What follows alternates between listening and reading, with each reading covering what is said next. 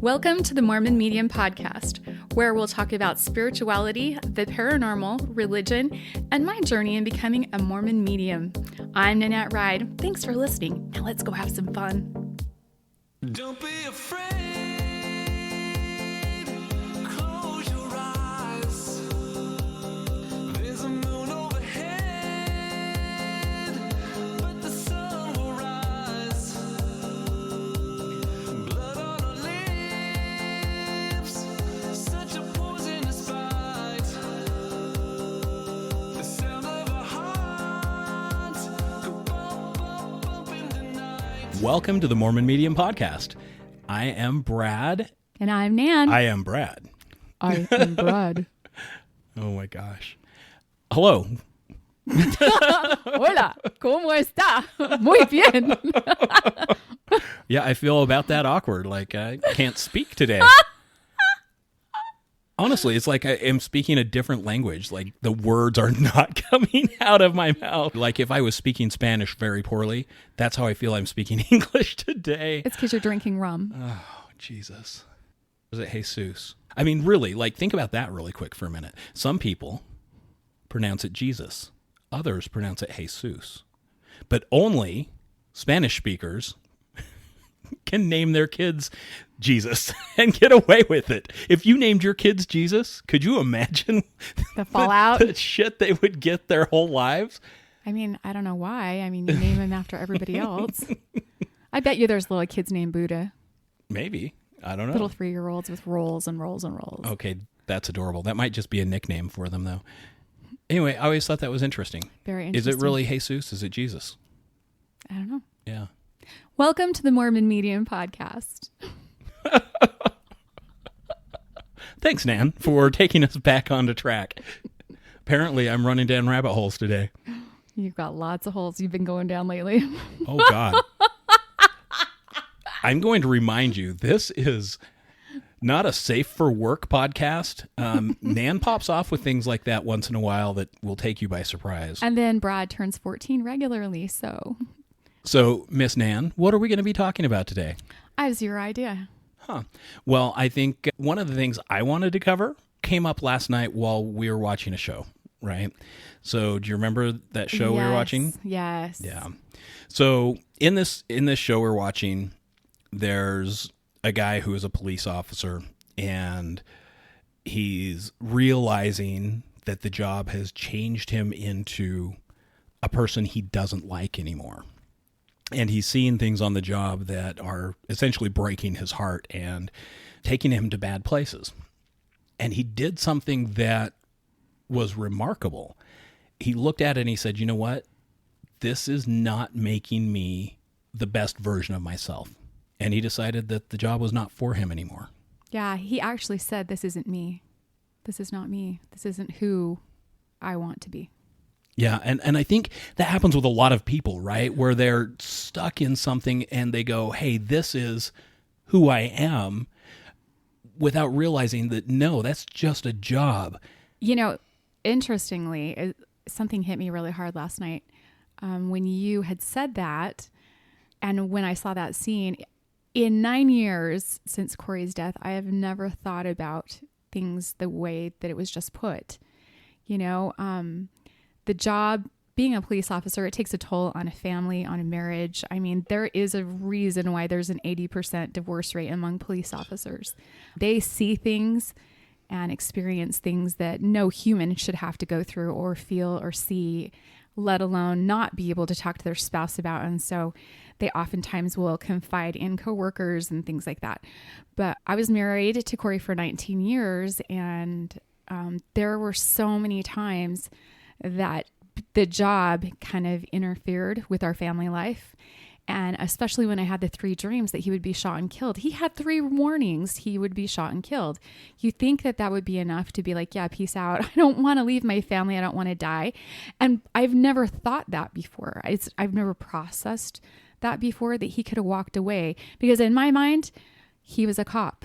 Well, The end. and that's who who you he always, was. yeah, that's who you always knew him as, though, too. Exactly. But he was so much more than that, than just a police officer. And so if he would have, been like Baggett, I wouldn't be right here today.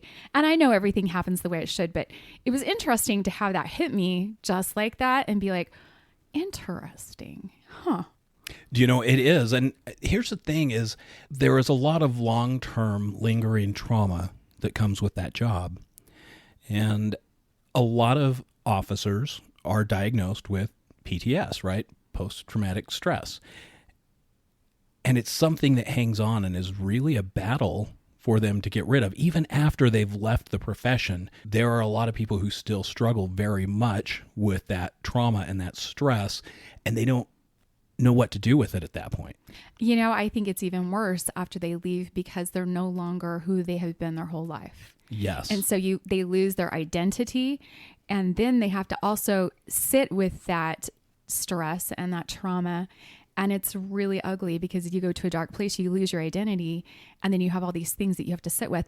If you're busy being a cop and you jump back in, I think that's why a lot of officers, they retire and go back. Well, and then they can double dip their not retirement. only that they get to double dip their retirement and keep health insurance because they lose that too, which is a bunch of bullshit. But, you know, they get to double dip, but they get to still be the officer. They still get to be that person because they don't know who they are without it. And, you know, they're so much more, you know, they're a husband, they're a father, they're a friend, they're a son, they're a daughter, you know, so many other things. And those things are no less important than the job. Oh, absolutely right. But you know, what's interesting is it's not just law enforcement that does that. Exactly. You look at a lot of professions out there, that's how they identify. Think about nurses. Nurses, doctors, you know, like Mothers. Yeah. I'm just a mom. I'm just a mom. Dude, that is the one job that is the hardest job above all and should get a major raise. They do need a raise. Yeah. Moms need a raise. My friend. Well, never mind. I was going to say good moms need a raise. Good moms. All moms We need do. to have a performance evaluation to see whether or not you qualify for your mother raise. You know what? If more moms had more balance and more time for themselves and were probably paid more, they'd probably be better moms. Because that's a lot of stress on moms. But, you know, my friend that I went through energy balancing school with, he lives in Isn't New that York. crazy? There's an energy balancing school. Yeah. He lives in New York and they're actually Jewish. And what their belief system is once a woman has a baby, the dad, after she comes home from the hospital, the dad takes the baby and she goes on a 2-week vacation. My friend's wife got put up in a 5-star hotel, room service, spa days, like the whole shebang, because she's literally carried this baby for 9 months and her milk's still coming in and everything's happening, but dad's home feeding the baby, taking care of the baby and running the house, taking care of the other kids while mom gets some downtime so she can be her best self when she comes back. Okay, that's super cool. I love that. I love that because right after you've given birth, it's like so hard. Because you have zero energy. You never get to sleep for probably a year after that. It's like, no, just hit the pause button for a second. I just thought that was lovely. That's a great idea. But, you know, we go back to some of these professions that buttonhole themselves into that thing and they don't realize I am so much more than my job. You know, we know a lot of officers, right? We know a lot of police officers. And so many of them think that that's it. That's it for them. That's all they can do or that's all they should do. And it is such a noble profession. And the people who do it work so hard to help other people that they forget that they have to help themselves too and that they have to take care of themselves because they're more than just the job. It's true. And it's been interesting to see you talk to other officers and let them know, especially ones that are getting ready to retire, because they don't believe they have any skill sets. They don't believe that they have anything to offer because they're just a cop. Mm-hmm. But they don't realize that they have people skills. They have communication skills. They have problem solving skills. They have safety skills. They're like the list goes on and on and on. And you've been able to incorporate that into your, you know, afterlife of police. It is, right? It literally, though, it is. It's like an afterlife because it's completely different. Yes. Is it completely better? Different. Yes, actually it is. Well, look, for the obvious reasons, you get paid a lot more when you're in the private sector than you do when you're working as a police officer. But beyond that, I don't have to worry about if, is this customer going to shoot me? Right. Where when you're an officer, you worry, okay, is this customer going to shoot me? And if they decide they want to do that, how am I going to react? And what am I going to do to prevent that from happening? So you're literally working all the time in an elevated state. And if you're not working in that elevated state, then You're in you trouble. need to reevaluate whether that job's right for you or not, because you have to understand that it doesn't matter whether it's a traffic stop, a domestic violence call, a 1046, a motorist assist, because you think someone's broken down And on the side of the road. that's what Corey was on. Yeah. Exactly. But you always have to be in that elevated state. Think about the adrenaline dumps. Think about the constant stress and the effects that has on your body and on your psyche, on your soul itself. It's so true. And it's interesting that you would put up, the adrenaline dumps and stuff. So your adrenals and your cortisol are your fight or flight hormones. And so when you're in that heightened state of awareness, to stay alive, basically, right? You have to do that. It's not good for your body to be in that state for a long amount of time. And so you're literally in fight or flight. And when you're in fight or flight, your muscles actually do things. So your very first muscles that'll kick in are your jaws, then your shoulders, your arms to protect your core, and your legs. And if you can imagine holding that for forever, because most officers will have at least a 20-year career, if not 30 or 40. It's 25 now in Utah. Yeah, 25. But if you look at most of the officers that are retiring, most of them have high blood pressure. Most of them are overweight. Most of them have zero balance in their life because they've always taken care of everyone but themselves at the cost of themselves. So, who are these guys really besides heroes? Who are they really? Because they can't be cops all the time, right? Right. And you know what? That's kind of the sad thing. The profession pushes on you that, hey, you are always an officer and you always have legal responsibility to act as an officer. And that's true. That is true in a way. Because it's funny because when you and I were first dating, you would always, have to face the door, and you would face the door to make sure you could see who was coming in the door, whether we were in a restaurant or wherever we were. It was like that. And as you have healed over the years, you don't give a shit anymore. Your back can be to the door and you don't care. It's not that you're not alert. It's that you've let it go. It's kind of like some of the people that we associate with, they like to smoke pot or they like to have gummies or whatever. As a cop, that wouldn't be something you could hang around. But as someone that's not in that sector, you don't care what people do. And you're super not uptight anymore about anything. It's like you're a different person. And that's what I'm meaning. Who are these officers really? If you strip away the job, who are they? And if they don't know, they probably should take a minute and find out. I think that's a big problem, right? Is most of them don't know. So my question to you, Nan, is how does somebody get back in touch with themselves, with finding out who they really are on a soul level? You have to realize that I say this a billion times. I know you guys are going to get sick of hearing it. I'll probably say it a billion more. We're all energy. We're all energy. I knew it. We are a spirit having a human experience. So we're here to learn. That's what this earth is. And all we're going to do is take everything that we learn and take it with us. So we should probably learn a whole lot more than just a job, right? We need to learn who we are. What is our life purpose? Our life purpose is not our job. I do psychic medium work, but I am not a psychic medium. That is not my purpose. That is part of what I do. I'm love. I'm healed. I'm a healer. I'm me. I'm my spirit. I am unlike anyone else, but yet I'm connected to everyone else. That's my purpose.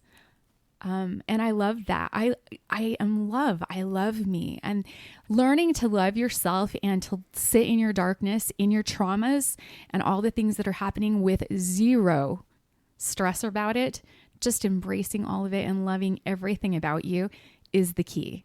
Finding out who you are. So how do you take a traumatic situation or a traumatic event that you experienced firsthand And how do you process through that so that you can be able to move forward? Because there are always emotions there associated with it. There's always things that are stuck in the body that are associated with it. How do we move that through? I mean, I saw some horrible things You did. when I worked. You did. And there are guys who've seen things and had to do things way worse than I ever did. Right. I think naturally our body, mind, and soul processes things on its own. And sometimes it just has to tuck it away because it's so dark and painful, and just kind of keep it in the recesses of our minds and not bring it out. But you have to heal it. You have to heal body, mind, and soul.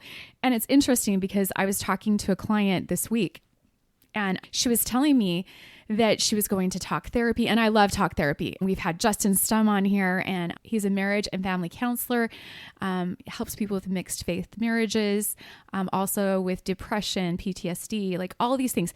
Talk therapy is a wonderful modality, but that's only one facet of that three-legged stool that Brad likes to talk about.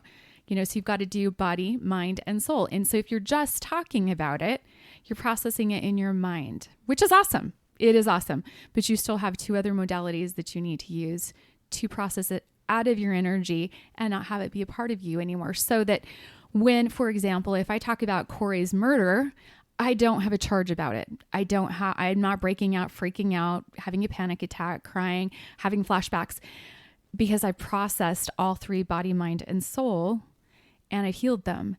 And it's not that I can't talk about it. It's that it's something that happened to me, but it's not me. It's not who I am. It just happened. Does that make sense?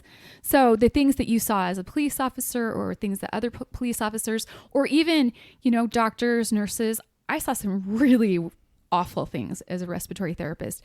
There were some things that were really hard to process, and I would walk out of a patient's room and crumble in the hall and just sob. I remember those days. Super, super, super hard to do, but you've got to look at them in all three, body, mind, and soul, and process them and heal them. My best answer is always going to be to balance them, because I know it works. I know that there's going to be other ways to do it that are out there, but search for them. Go search for them and find out what you need inside of your soul to be able to process these things out of your energy and not have them be a part of you.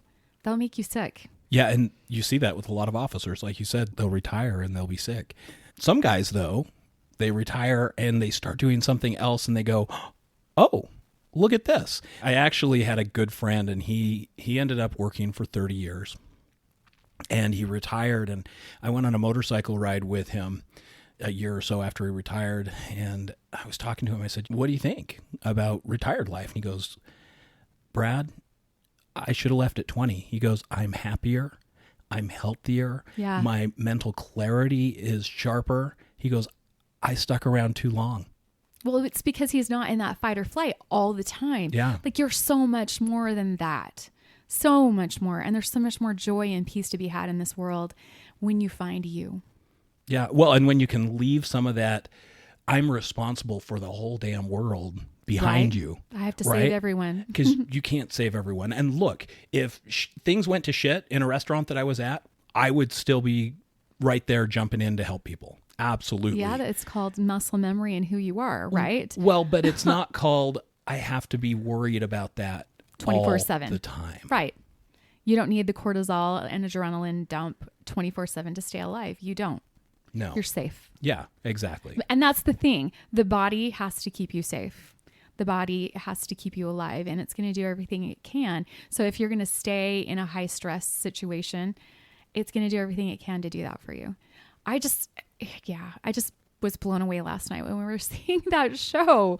Oh my gosh, I'm so glad you're out, Brad. Well, it's like you said, though, you stopped and you looked at me and you're like, I never even thought that Corey could have got out and done anything else. No, it never hit me until last night. Isn't that crazy?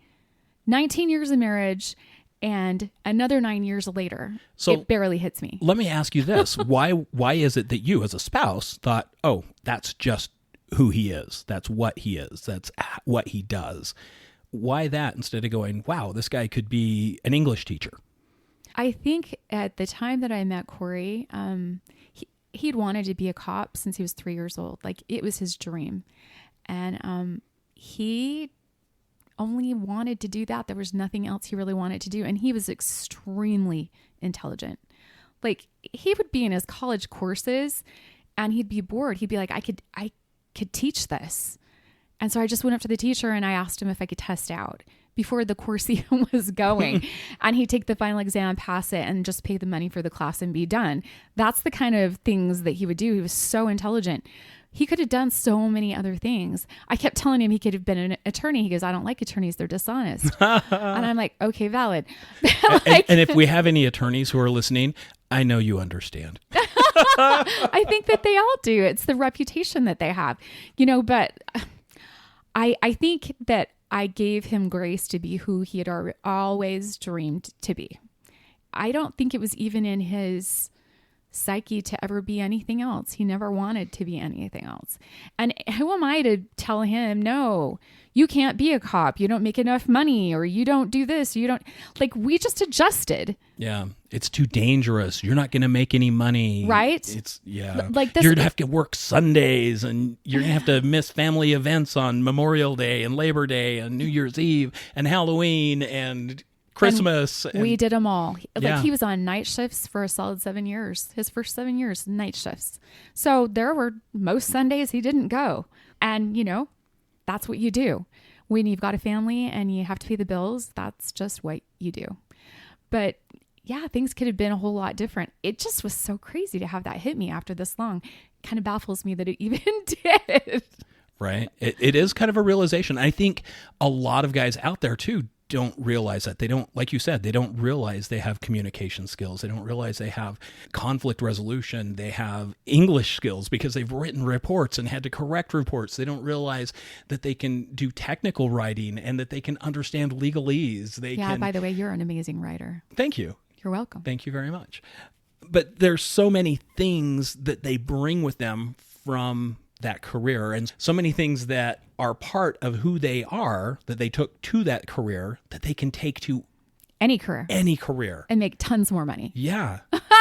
And look, I'm not pish-poshing law enforcement. You know that. No, we love our police officers. And I'm not encouraging everyone to just up and leave. Although a couple of years ago, I was, when they were making guys just stand there in front of all these mobs and do absolutely nothing. Yeah, that's that a bunch of cool. bullshit. Nope.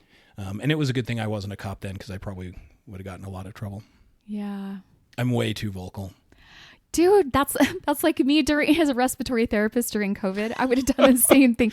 I would have just actually I did. I got fired after the first day. Yes, you did. Well, I remember one time the colonel put out some letter. It was regarding the promotional process or whatnot, and he asked for feedback. So I was like, oh, that's really cool. They want to hear the feedback. And so no, they don't. I wrote up this big long email and gave all my feedback, and it was very blunt, very honest, and it wasn't, I wasn't upset about anything. I wasn't jaded. I did well in the process, but I didn't think it was a good process. And so I shared. And then after I sent it, I was like, shit, I wonder if that's a politically bad move. and so I took it to my supervisor at the time, and he looked at me, he goes, you didn't send this. He goes, you didn't send this. He really said that? He really did. He really said this. He goes, you didn't send this, did you? I'm like, yeah. He goes, oh, I guess we'll see how that turns out. Oh, snap. So what happened? I didn't get promoted. Oh, they lost out. But it's interesting because... Why do they ask if they don't want to know? Because you're supposed to ask. Because I'm gonna throw this out there for all the officers out there. And admin in most police departments suck. The end. Well, the problem is, okay, let me think about how I'm going to say some of this. Yeah, you be tactful. I'm going to be untactful because it is not impressive. Admins, they like to keep people tamped down. They like to keep morale low. They like to keep everybody in control as long as they look good. Well, here's the thing, and let me throw this out here. Sometimes what happens is the way promotional processes work is they're generally geared toward people who test well, right? So just because someone can test well doesn't mean they're a good leader. Okay. So Question. the problem is they don't test based on leadership ability. They test based on, do you know what these codes are? Do you know what our policy is? And so what you get is a policy-driven administrator, not a leader. Not a leader. Yep. That's evident. Yeah, and you see that in a lot of cases. And there are some great administrators out there for law enforcement. Exactly. I know many. Exactly. And they do a fantastic job. They're incredible leaders. But there's also just as many who are not. And I think the big challenge is for those who are not to learn the people skills and to learn the leadership skills rather than just being, an administrator who's concerned about risk management and who is all about writing up all of his guys rather than going, hey, you did a great job, I'm going to give you accolades. So maybe it goes right back to, who are these people? If they start acting like who they truly are and start treating people with respect and kindness, kind of like they want to be treated, they probably would do a lot better. Yeah, I think that's a very valid point. And I'm just going to put this out here too. Don't take offense, women. There's a lot of girls out there that are backstabbers that will smile at your face and then stab you in the back. And I've never been like that. I've always grown up around boys. I always hung around boys. And the way boys do things is like they let you know what's up, or they'll punch you in the arm or whatever, and then you're done. And girls, they have to hang on to it for years upon years and keep bringing it up. I'm not like that. And here's the thing. I think admins can be like that too. Like bitchy women? Yes, they'll be like bitchy women. They'll totally like smile at your face and be like, yeah, so I understand. Okay. And then you'll leave the room and they'll be like, fire him. Well, demote. A lot of times they're politicians as well, right? So there are a lot of administrative roles that are assigned or that are elected. So but they're then politicians. I know, but then you've got like really, really, really good cops. And in particular who I'm talking about, Bradley. Really good cop, charismatic, great with the public, great at his job, goes up and beyond, and actually makes other people look bad. And they hate that. They hate stop that. working so hard. Stop working so hard. You're making me look bad. I don't want to work today. Yeah. Like, oh, wait, you outshot me too? Oh, wait, you're also handsome and charismatic? Stop. And the person we're talking about knows exactly who he is. So kudos, do not change. Do not change. No, and that's kind of the thing, right? There are so many people who are threatened when someone else is successful or does well. Instead of going, wow, I'm so awesome. happy for you. You are doing a great job. Be happy for someone else's success rather than going, wow, I am a less of a person because you're successful. That's absurd. Yeah, instead of being threatened. But that's how a lot of people think, right? Right. And I believe a lot of that is just that lack of love for self, that lack of understanding who you are as a human, as a soul. You know what? I think you're absolutely right. I think that if you're threatened by someone else, it's one of those triggers you need to heal and ask yourself, why? Why am I triggered by someone that is so much better than me? You need to pick up your granny pants and you need to start running with that person that's better because he will make you better and he'll motivate you to be better. Why not be better? Why not? Why do you want to be less than? Yeah. I don't get it. So Well, think of this. And I'm going to give you a couple of different analogies. The first one, when I was a kid, I used to ski a lot. And I had an instructor tell me once that if you want to become a better skier, go ski with people who are better than you because it'll push you. Exactly. And I agree with that. I've also heard it put this way. Let's say you're a sprinter. You're on the 100-yard dash.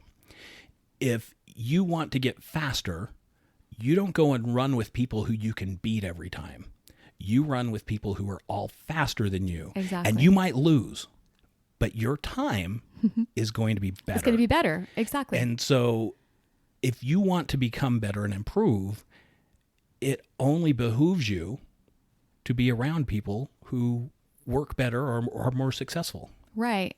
And ask yourself, am I complacent?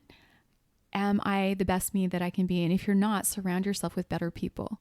When I was going to respiratory school, when I was doing my residencies and I was at different hospitals and I had the opportunity to work with some of the most brilliant minds in respiratory. So respiratory therapists are critical thinkers and they're literal geniuses. Like the equations that we have to do alone are like 6 inches long. I kid you not. Just to figure out, Wait a minute. Are you saying 6 inches is long? Yeah, it is long, babe. Awesome. For an equation. But it's funny because on one of my rotations, I got this guy that was so intelligent. Most people were terrified of him because in front of patients, he would ask, impossible questions that you would literally have to go look up. It was insane. And I got stuck with him. And it was one of the best things that ever happened to me. I was terrified that I got stuck with him. I actually flipped off all of my other student friends. I was like, thanks a lot. You guys all suck. Thanks for making me get stuck with the hardest teacher ever and the person that's really going to make me stretch. And that was the best thing ever for me because he helped me become the best respiratory therapist I could be. And he made me think. And then when shit hit the fan after I was out of school and I'm handed the gray babies that aren't breathing and I'm resuscitating them, I know what I'm doing because I was taught from the best. And I think that's why I only lasted a day here in St. George because I'm a dang good respiratory therapist and I expect the best from people that I work with and they didn't want the best. So they fired me. No, they didn't exactly fire you. They just didn't schedule you again. And then they sent me a survey telling me I was fired. It was the exit survey. Yeah, it's super disappointing anyways. And they passively fired me. They didn't come right out and say it. They just didn't reschedule me. And then they sent me a survey thanking me for working for them. And it was my exit interview, which is so funny because they knew I wasn't going to be quiet. So like you can't turn someone that is awesome at their job and awesome at what they do into someone that's less than. That's why I'm saying, if someone challenges you and makes you feel threatened because they're so amazing, step up, pick up the granny panties and step up. Are you saying you're so amazing?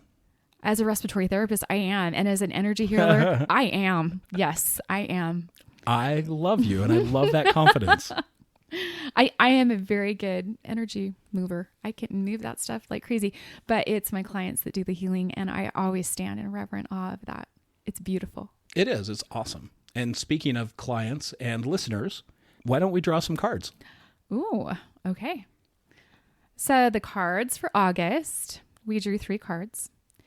And our first card is a major arcana. It is called the shadow side.